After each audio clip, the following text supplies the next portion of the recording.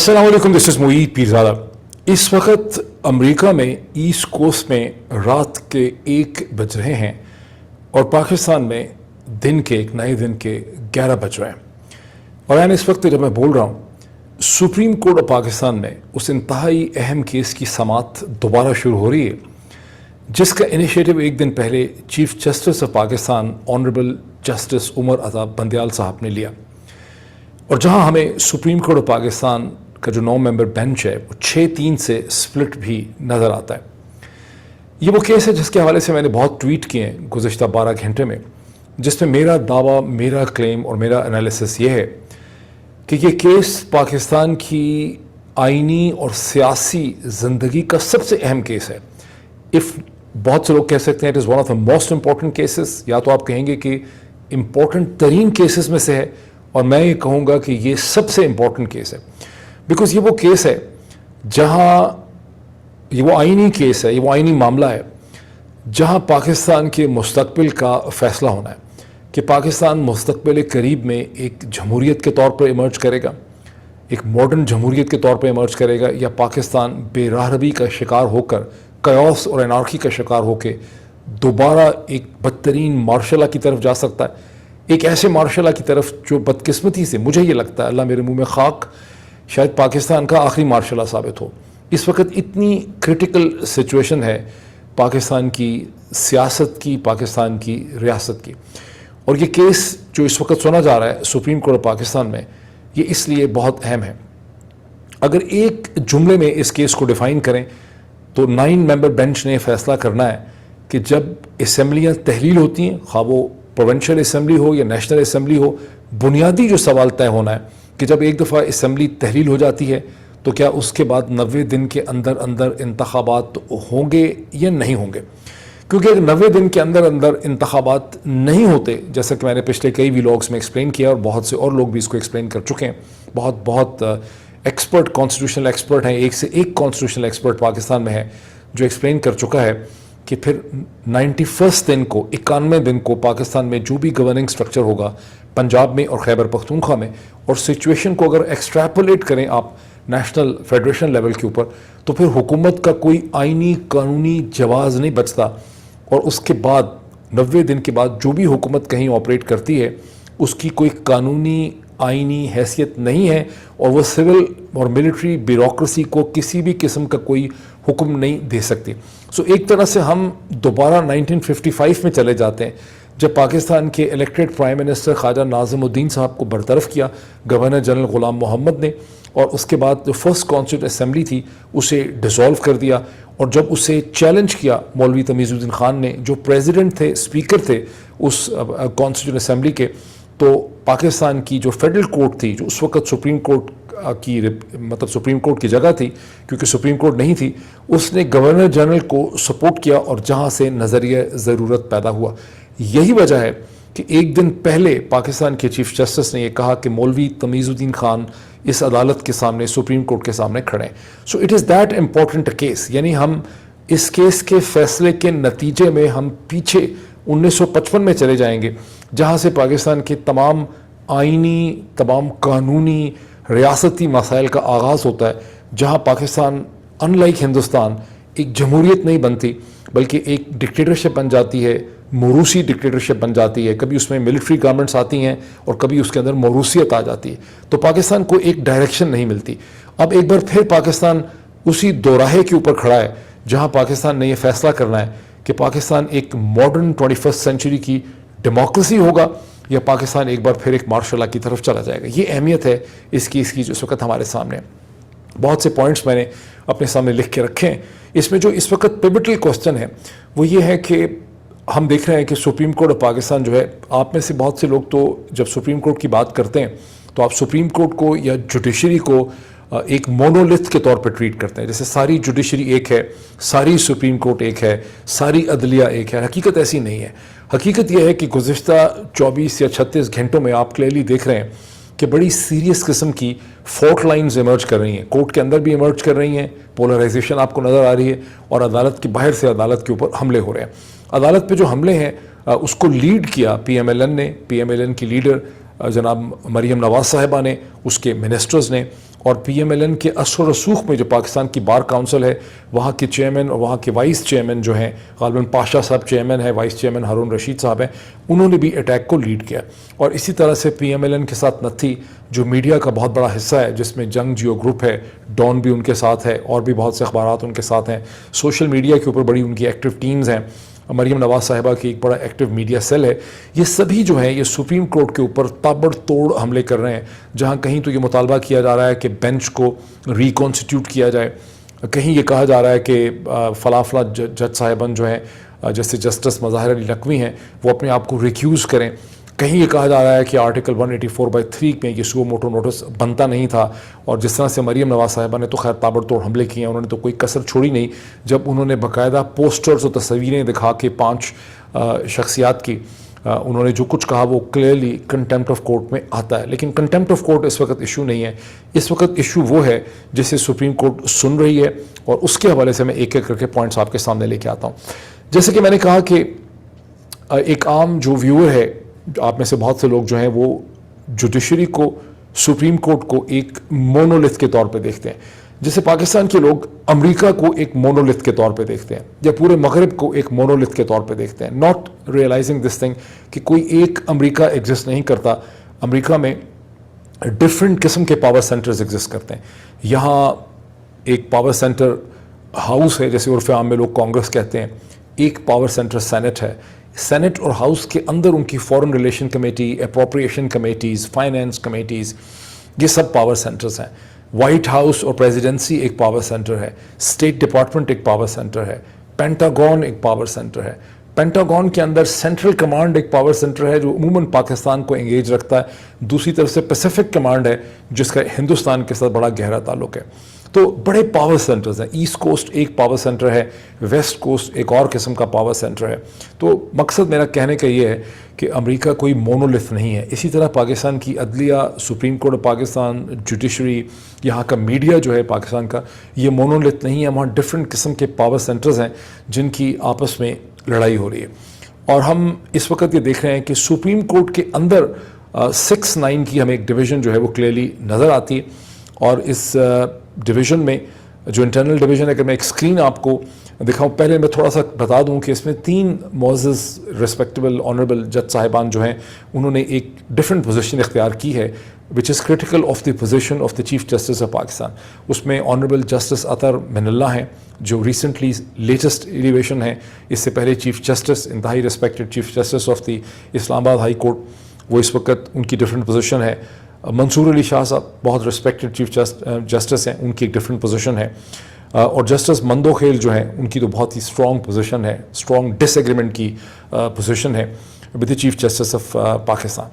और ये जो पोजीशंस हैं, इनके आर्गूमेंट्स को अगर मैं बिल्कुल सरसरी तौर पर बता दूं तो 3 या 4 किस्म के आर्गूमेंट हैं। एक तो ये है कि प्रोविंशियल असम्बलीज़ जो खैबर पख्तूनख्वा और पंजाब की हैं, क्या उनकी डिसोलेशन और तहरील सही तौर पे हुई है, क्या उनको तो दोबारा रिस्टोर नहीं किया जा सकता। एक तो ये बड़ा इंटरेस्टिंग पॉइंट है। दूसरा पॉइंट ये है कि क्या असम्बलीज़ की डिसोल्यूशन के हवाले से, और ये इस वक्त जो मसाइल हमारे सामने, इसमें आर्टिकल 184/3 के तहत आज खुद नोटिस या सुओ मोटो नोटिस बनता भी था या नहीं बनता था। फिर तीसरा ये है कि जो जज साहिबान ने ऑर्डर लिखा 16 फरवरी को, जिसमें जस्टिस इजाज़ुल एहसन और जस्टिस जो दूसरे जस्टिस हैं,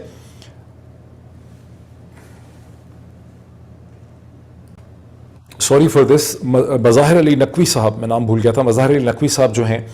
इन दोनों ने जो ऑर्डर लिखा इजाज़ुल एहसन मज़ाहिर नकवी ने, उसके ऊपर क्या सुप्रीम कोर्ट का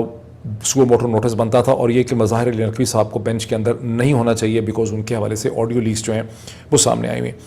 ये जो पहला पॉइंट है कि प्रोविंशियल असम्बलीज़ जो हैं क्या वो डिज़ोल्व हो सकती थी, क्या एक पार्टी के लीडर इशारा इमरान खान की तरफ है, क्या उनके कहने पे, उनके डिसीजन पे पंजाब की और खैबर पख्तूनख्वा की असम्बलीज़ को डिज़ोल्व होना चाहिए था। ये एक बड़ा इंटरेस्टिंग, अछूता, नया किस्म का नोवल क्वेश्चन है। इस तरह से यानी जो सेटल्ड इश्यूज़ हैं कॉन्स्टिट्यूशनल लॉ के या कॉन्स्टिट्यूशनलिज्म के, वेस्टमिंस्टर जो कॉमन लॉ के अंदर जो सेटल्ड इश्यूज़ हैं, ویسٹ منسٹر پارلیمنٹری ڈیموکریسی کے، ان کو بھی یہاں پر نئے سرے سے اٹھایا جا رہا ہے. And at the cost of digression, چند دن پہلے میری ایک امریکن خاتون کے ساتھ کسی اور فرینڈ کی، وہ فرینڈ تھیں، ان کے ساتھ ایک چائے کافی کے اوپر ڈسکشن ہو رہی تھی. تو انہوں نے حال ہی میں ان کی کہیں ڈائیورس ہوئی تھی، انہوں نے کہا، نام ان کا سمجھا سوزن تھا، اصل نام نہیں ہے، اور ان کے جو ہسبینڈ تھے ان کا نام جان تھا. تو وہ کہنے لگی کہ اصل میں جان واز اے ویری گڈ مین، لیکن جان کا مسئلہ یہ تھا کہ جان یہ سمجھتا تھا کہ جو شادی ہم نے کی اس میں سے نیسیسریلی طور پر بچے بھی ہونے چاہیے، جبکہ میرا یہ خیال نہیں تھا. تو مجھے تھوڑی سی حیرانگی ہوئی. میں نے کہا کہ آپ کا کیا خیال تھا، مطلب کہ تو شادی کی اسمپشن یہی ہوتی ہے کہ جب شادی آپ کریں گے تو یو ول ہیو چلڈرن. انہوں نے کہا نہیں، یہ تو پرانی کرسچن میرج کی اسمپشن ضرور ہوتی ہے، لیکن ہمارے درمیان اس قسم کا کوئی فارمل ایگریمنٹ نہیں ہوا. تو میں نے کہا کیا کوئی ایسی ڈسکشن ہوئی نہیں؟ کہنے لگی ہاں، جان کی اسمپشن ضرور تھی، مجھے پتہ تھا کہ اس کی بڑی خواہش ہے کہ بچے ہونے چاہیے، لیکن ہمارے درمیان کوئی فارمل ایگریمنٹ نہیں ہوا. فارمل ایگریمنٹ صرف شادی کا ہوا، لیکن یہ ایگریمنٹ نہیں تھا کہ ہم نے اس میں سے بچے بھی پیدا کرنے. اور یہ پرانی زمانے کی میرج جو ہے اس کی اسمپشنز یہ ضرور ہوتی ہوں گی. یہاں پہ کلیئرلی جو چیز مجھے نظر آتی ہے کہ امریکہ کے اندر شادی نے اپنے آپ کو ری ڈیفائن کر لیا ہے. جو پرانی کرسچن میرج ہے، جو ریلیجس میرج ہے، اس کی تو بیسک اسمپشن یہ ہے کہ آپ شادی کرتے ہی اس لیے ہیں کہ آپ نے بچے بھی پیدا کرنے ہیں. لیکن ابھی جو نئے مطلب جو ٹرینڈز ہیں، جو رواج ہے نیا، اس میں یہ اب نیسیسریلی اسمپشن نہیں رہی. یہ کہنا اس وقت پاکستان کی ڈیموکریسی کے اندر کہ ایک پارٹی اسمبلیوں کو تحلیل کرنے کا، جس کے پاس تمام تر رائٹ ہے آئین کے حساب سے، اسمبلی کو تحلیل کرنے کا فیصلہ وہ کر سکتی ہے، یہ نہیں کر سکتی. آپ ان ادر ورڈز ایک پاکستان کے اندر جو پارلیمنٹری ڈیموکریسی ہے اس کے اندر ایک پولیٹیکل پارٹی جس کو آرٹیکل 17 رائٹس دیتا ہے، اس کو نئے سرے سے اس کے رائٹس اوبلیگیشنز کو بھی آپ ری ڈیفائن کرنے کی کوشش کر رہے ہیں. اس کو اس طرح سے دیکھنا ضروری ہے. بہرحال آگے چلتے ہیں. جو دوسرا اس میں جو باہر سے سارا اٹیک آ رہا ہے، جیسا کہ میں نے آپ کو کہا کہ پاکستان بار کونسل کی طرف سے اٹیک آ رہا ہے، جنگ جیو ڈان کی طرف سے اٹیک آ رہا ہے. ایک لبرلز ہیں پاکستان میں جو عمران خان سے شدید نفرت کرتے ہیں، ان کو آپ ایگوسٹ بھی کہہ سکتے ہیں. ان کا جو کامن گراؤنڈ ہے کہ جو بھی چیز عمران خان کرے گا یہ اس کے خلاف ہوں گے، اور یہ اس کو ایکسپلین نہیں کر سکتے، ان کے آرگومنٹ تبدیل ہوتے رہتے ہیں، لیکن یہ اس کے خلاف ہوں گے. لیکن یہ جتنے بھی گروپس ہیں جو انٹرنل ریزسٹنس ہے اس وقت سپریم کورٹ کے اندر آپ کو فالٹ لائن نظر آ رہی ہیں، جو باہر سے اٹیک ہو رہا ہے، اس میں کوئی بھی اس پرنسپل ایشو کو ایڈریس کرنے کے لیے تیار نہیں ہے. جیسے عمران خان نے جو گزشتہ 14-15 گھنٹوں میں انہوں نے اپنا ایک ٹیلی وائز ایڈریس کیا، انہوں نے وہ کویشچن اٹھایا، اور وہ کویشچن یہ ہے کہ article 224 of the constitution of Pakistan کے تحت جب ایک دفعہ اسمبلی کی تحلیل ہو گئی ہے، وہ ڈیزالو ہو گئی ہے، تو اس کے بعد کیا 90 دن کے اندر آپ کو انتخابات نہیں کروانے؟ یہ جتنے بھی لوگ ہیں جو باہر سے تنقید کر رہے ہیں یا سپریم کورٹ کے اندر سے تنقید کر رہے ہیں، ان میں سے کوئی بھی اس بنیادی سوال کو ٹچ اپون نہیں کرنا چاہتا. وہ رائٹ سے، لیفٹ سے، اوپر سے، نیچے سے ڈیفرنٹ ایکسکیوزز تو ڈھونڈ رہے ہیں کہ از خود نوٹس بنتا تھا، یہ نہیں بنتا تھا، اسمبلیاں صحیح تحلیل ہوئی ہیں، یہ نہیں تحلیل ہوئی ہیں، فلاں جسٹس مظاہر علی نقوی کو اس بینچ پہ ہونا چاہیے، یہ نہیں ہونا چاہیے. جسٹس مظاہر علی نقوی اور جسٹس اعجاز الاحسن نے جو آرڈر لکھا اس میں کیا وہ از خود نوٹس کا کہہ سکتے تھے، یہ نہیں کہہ سکتے تھے. اس طرح کی تمام جو ایکسکیوزز ہیں، سائڈ ٹریک ایشوز جو ہیں، سیکنڈری ایشوز جو ہیں، یہ ٹرشری ایشوز جو ہیں، اصل ایشو سے توجہ ہٹانے کے لیے وہ ضرور اٹھائے جا رہے ہیں. لیکن اگر آپ غور سے دیکھیں گے، کسی اخبار میں، کسی ٹیلی ویژن چینل کے اوپر، کسی سوشل میڈیا کے اندر کوئی بھی جو ریکگنائز پرسنالٹی ہے وہ پرنسپل ایشو کے اوپر پوزیشن نہیں لے سکتا. پرنسپل ایشو بڑا کلیئر ہے ایک دفعہ، اور دنیا بھر کے لیے کلیئر ہے. جہاں کہیں بھی آپ کو ایک ویسٹ منسٹر ڈیموکریسی نظر آتی ہے جو برطانوی سسٹم سے اپنے آپ کو ڈیرائیو کرتی ہے، وہاں یہ پرنسپل بالکل کلیئر ہے کہ ایک دفعہ جب اسمبلی کی تحلیل ہو گئی، ڈیزالو ہو گئی، تو پھر آپ کو 90 دن کے اندر یا ایک سرٹن ٹائم پیریڈ کے اندر آپ کو انتخابات کرانے ہیں. اور اگر آپ انتخابات نہیں کراتے تو پورا ڈیموکریٹک سٹرکچر، فساد اور بلڈنگ جو ہے وہ کولیپس کر جاتی ہے. تو آپ کو نہ تو سپریم کورٹ کے معزز جج صاحبان جو ریزسٹ کر رہے ہیں چیف جسٹس آف پاکستان کو، نہ وہ یہ اس ایشو کو ایڈریس کرتے آپ کو نظر آ رہے ہیں، نہ آپ کو یہ ڈان اخبار، یہ ٹریبیون، یہ جنگ جیو نیوز، کہیں پر بھی کوئی آپ کو یہ جتنے بھی یہ لبرل آپ کے اس پرنسپل ایشو کو ایڈریس کرتے نظر نہیں آ رہے. اور یہ وہ ایشو ہے جو اب سے کوئی 14-15 گھنٹے پہلے جب فارمر پرائم منسٹر پاکستان جناب عمران خان صاحب نے اپنے ایک ٹیلی وائز ایڈریس کیا، اس میں انہوں نے اٹھایا. اس ٹیلی وائز ایڈریس میں انہوں نے یہ کویشچن بھی اٹھایا کہ یہ جو کیئر ٹیکر گورنمنٹ بنی ہے، انہوں نے الیکشن کی ڈیٹ نہیں دی ہے، اور یہ آئے تھے، یہ کیئر ٹیکر بننے کا تمام تر جو آئینی کانسیپٹ ہے، لیگل یا کانسٹیٹیوشنل کانسیپٹ ہے، وہ تو یہ ہے کہ آپ نے الیکشن کروانے. تو یہ الیکشن تو نہیں کروانا چاہتے، یہ باقی سب کچھ کرنا چاہتے ہیں. اور اس میں انہوں نے یہ بھی ذکر کیا کہ جو GIT تھی، جوائنٹ انویسٹیگیشن ٹیم بنائی تھی پنجاب کی الیکٹڈ گورنمنٹ نے عمران خان کے اوپر جو قاتلانہ حملہ ہوا 3 نومبر کو وزیر آباد میں، پہلا کام اس پنجاب کی کیئر ٹیکر گورنمنٹ نے کیا کہ آ کے وہ GIT ختم کر دی اور ایک نئی GIT بنائی. حالانکہ اس کا حق، اور جیسے ہندوستانی کہیں گے ادھیکار، اس کا حق، اس کا ادھیکار، اس کا رائٹ جو ہے وہ ان کے پاس بالکل بھی نہیں تھا. لیکن یہ ہر وہ کام کر رہے ہیں جس کا ان کے پاس رائٹ نہیں ہے. اور جو یہ چیز نہیں کرنا چاہتے وہ یہ کہ یہ انتخابات جو ہے وہ نہیں کروانا چاہتے. اور پھر انہوں نے یہ بھی منشن کیا کہ جو تحریک انصاف کے لیڈروں نے اپنی گرفتاریاں پیش کی ہیں، جس میں شاہ محمود قریشی ہیں، اسد عمر ہیں، اس میں سینیٹر اعظم سواتی ہیں، ان کو ایک دہشت گردوں کے طور پہ ٹریٹ کیا جا رہا ہے اور ان کو دور میکسیمم سیکیورٹی پریزنز میں ان کو لے گئے ہیں اور ان کا کچھ پتہ بھی نہیں چل رہا، انڈسکلوز لوکیشنز میں ان کو لے کر چلے گئے ہیں. اور بھی بہت سی انہوں نے چیزیں کہیں، لیکن that is not the main agenda right now. اب آ جاتا ہے کویشچن کہ جو بہت، یعنی جس کو میں نے کہا کہ جو اس وقت فنڈامنٹل کویشچن ہے کہ مریم نواز اور PMLN تو تنقید کر ہی رہے ہیں، پاکستان بار کاؤنسل تو حملے کر ہی رہی ہے سپریم کورٹ کے اوپر، لیکن پاکستان کی اسٹیبلشمنٹ کہاں کھڑی ہے؟ کیونکہ کچھ لوگوں کا یہ کہنا تھا جن کے اسٹیبلشمنٹ کے اہم جو پلیئرز ہیں ان کے ساتھ بہت قریبی روابط ہیں، ان کا مجھے یہ کہنا تھا کہ اسٹیبلشمنٹ جو ہے وہ اس معاملے میں کم از کم انہیں اسٹیبلشمنٹ کے کی پلیئرز نے کہا کہ ہم اس پورے ڈسپیوٹ میں اس وقت کم از کم نیوٹرل ہیں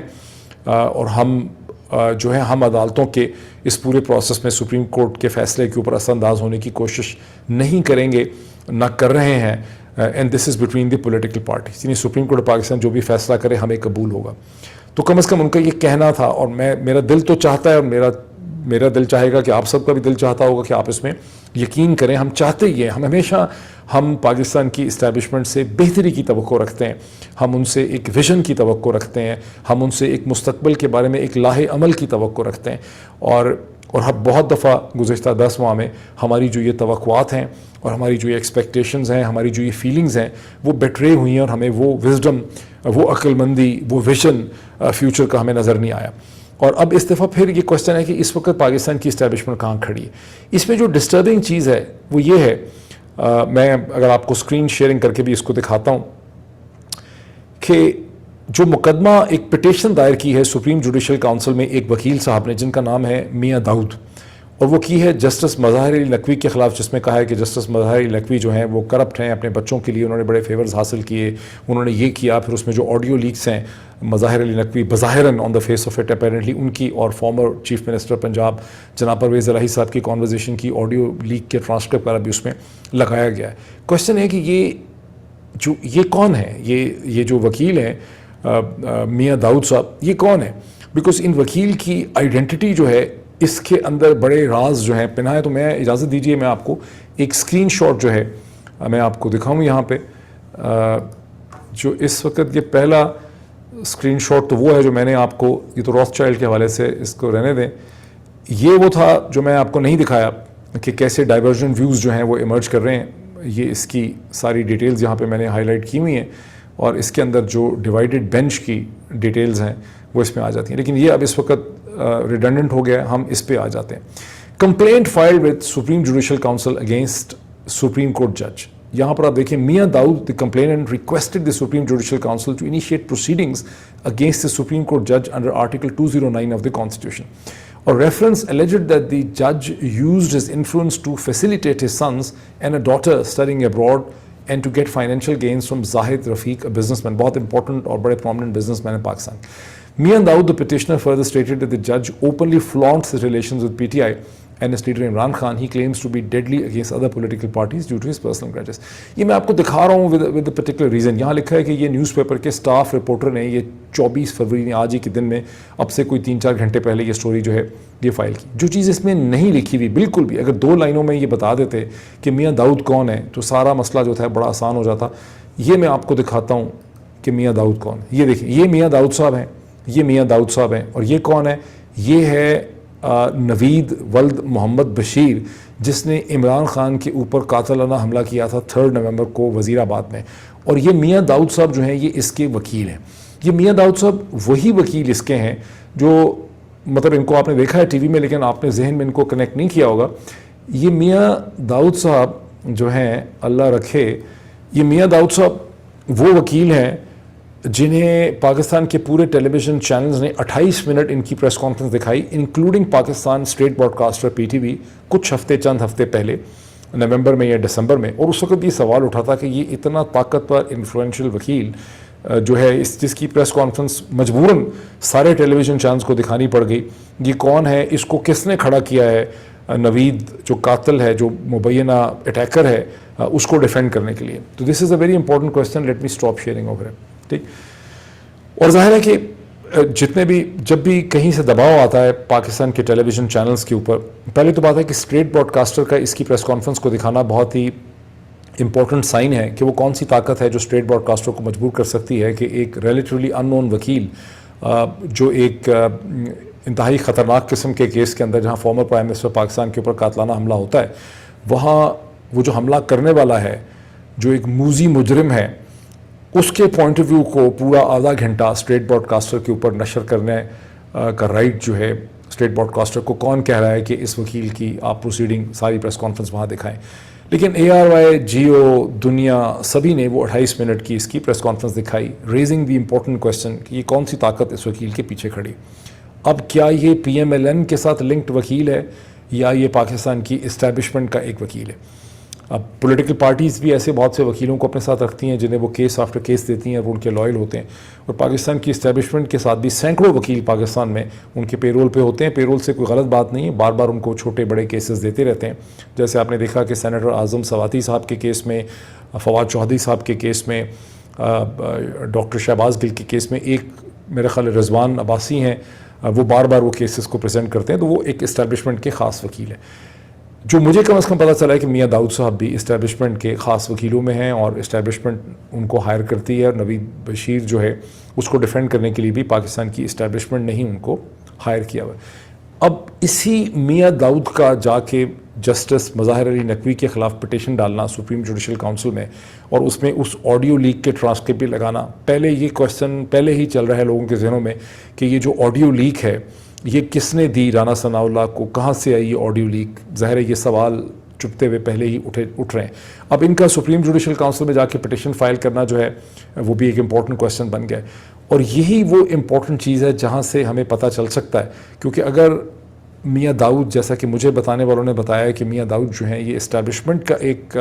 وکیل ہیں, اس کا ایک ایسٹ ہے, تو پھر کلیئرلی نظر آتا ہے کہ اسٹیبلشمنٹ جو ہے وہ سپریم کورٹ کے اندر اس امپورٹنٹ کیس کو فرسٹریٹ کرنے کی کوشش کر رہی ہے, اور ایکسٹرنلی سپریم کورٹ کے اوپر دباؤ لانے کی کوشش جو ہے وہ